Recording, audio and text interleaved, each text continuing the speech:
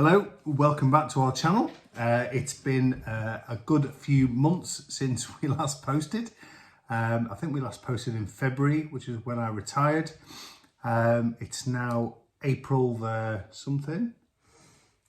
16th? 15th. 16th. Quite a bit's gone on since then. We've got a few updates to give you, but first of all, a big shout out to Colin from French Countryside Life, who we watch every Sunday. We've not seen today's one, Colin, because I don't think you've posted it, or we've certainly not had a notification on our phone to say that you've posted. But if you have, then I'm sure we'll watch it very, very, very soon. But we love watching it. Absolutely love it. Absolutely love it. You've given us loads of tips, so thank you, Colin. Really appreciate it. So yeah, we've got a few things that we need to talk about where we've come from, where we're going to, and where we're at now. I think removals. Yeah. Talk to us about removals. There's a vast difference in price with the removals. So the one that we have now gone with is £2,000. That moves us from the south of England across the channel. All crossing is included and insurance is included, and takes us right the way down to the Charente. It will get to us about 3 days after it's picked up from England, but it's fine because the place that we're moving into is a fully furnished rental accommodation anyway. Yeah, so in terms of that, we've managed to find a rental through a very friendly couple in, I'm going to pronounce this completely wrong, Charente? Charente. That sounds a bit Spanish. Yes, so the property that we actually wanted isn't available until the 2nd or 3rd of December. So they're putting us into a property. So I think it's all within the same village, all within the same. Yeah, it's just around the corner. Yeah. So the cost of the rental is £650. Yeah, so the second house is more expensive. The first house is more cost effective because we don't use the word cheaper. So it averages out to about £610 per month. Sterling, yeah. So a lot cheaper than what you'd be paying for a rental here. Yeah. So the first house is a 3-bedroom house. It's got 1 bathroom. Lots of views, fully furnished, detached, really nice. The second house has a really long driveway, completely detached, better views than the first house. Large gardens, 4 bedrooms, 2 bathrooms, full-size bathrooms. Yeah. And a swimming pool. So we will get that one as of the 2nd of December. The good thing is the places that we're renting is right near and a 15-minute walk to the local school, which is amazing because we have a 2-year-old and an 8-year-old who both need to start school as soon as we get there, as it will be going into the new school year as of September the 4th. Yeah, I think it is. And the headmaster's already told us that he's not being dropped back a year, despite his lack of French. He will pick it up apparently, so fingers crossed he will. We have been trying to teach him French.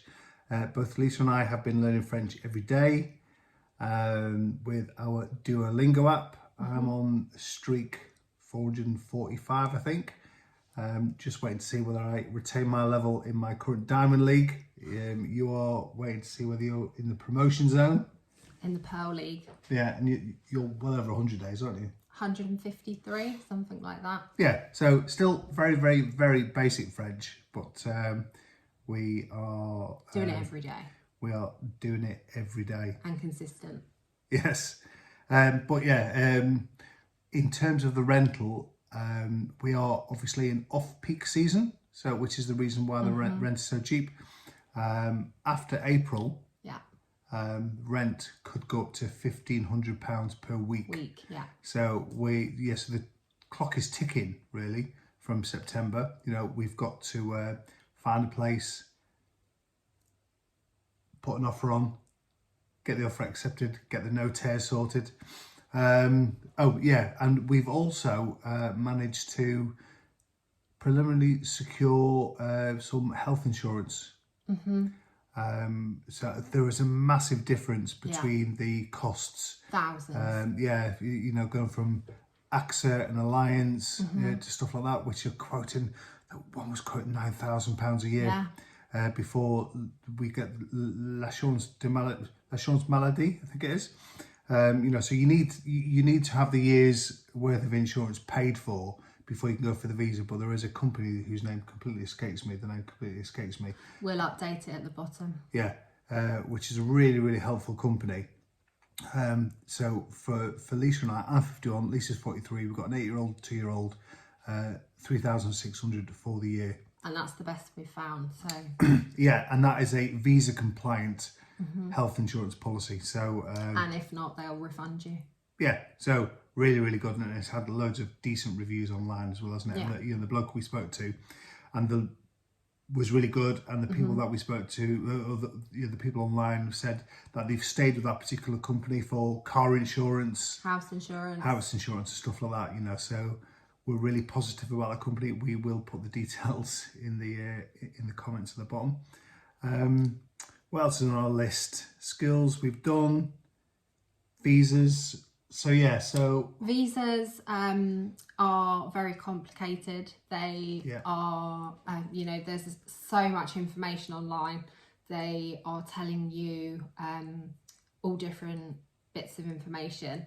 But I'm in contact with someone who has just done the journey. They've just bought a house, and I met them on an expat forum. Rachel online. And what she has said is you can actually go over to France on a non-working visa and be able to open a gîte and earn money from the gîte on a non-working visa. So if anyone says any different, then let us know. I'm not 100% sure on that at the moment. I've not heard of that. So I'm going to get some more information from her, because if we can go over on a non-working visa, that is much less complicated than having to put your plan together of what you're going to be doing as an entrepreneur. Yeah. So if we can do that, absolutely fantastic. We can go as non-working, have a gîte, earn money from the gîte. I think there'll probably be a certain amount of money that you can bring in a year before it starts affecting you. But that's definitely something that I'm going to research and update you on the next video. Yeah. So, there's loads of boxes to tick off, isn't there, to go over to France. So, for example, we had a BMW on PCP that we've decided to get rid of because the import tax is mental. So we've decided to get rid of that. We've bought ourselves a cheap second-hand car. I think it's 11 years old. 11 years old. 11 years old. So yeah, we managed to buy it with a brand new timer belt, which was a must because we don't want it to down us. And it has a handbrake. Yeah, because the BMW didn't, did it? It had a magical handbrake, didn't it? Yeah. But anyway, no. So we decided to get that so we could have it, drive it over to France. You're allowed it there for a month. You're allowed it there for 28 days, I think. Yeah. And then, so we've put some money aside to buy a French car when we're over there. And then it's my intention to drive the car back and then just get it sold. Yeah.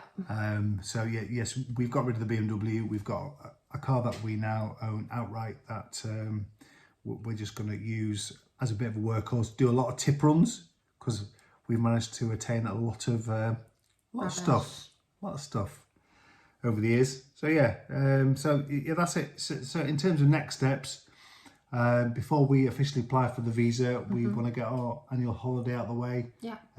So you can apply for a new passport. There's issues with the passports anyway at the moment, isn't it, in terms of strikes. So we don't want to jeopardise any holiday with you sending off your passport to get renewed and not get it back. So we've got our annual holiday in June. Oh, we did a screen test for A Place in the Sun back in September when we went up to Birmingham at the A Place in the Sun exhibition, and they have been in contact with us. There is potential that we could be appearing on a TV screen soon. But it's still early days. They're doing filming out in France June and July this year. July. If it's in June, it clashes with our holiday. If it's in July, it doesn't. So fingers crossed. So haven't got a strapline like Colin, have we? What to finish off? I'll see you soon. Yeah, we're gonna have to think of a strapline like Colin, so we can finish off the filming properly. Yeah, and I certainly haven't got enough tools as Colin. But you will have. And I don't own anything super dry either. Obviously the favoured brand for Colin. But yeah, but you know what? We will see you very, very soon. Take care.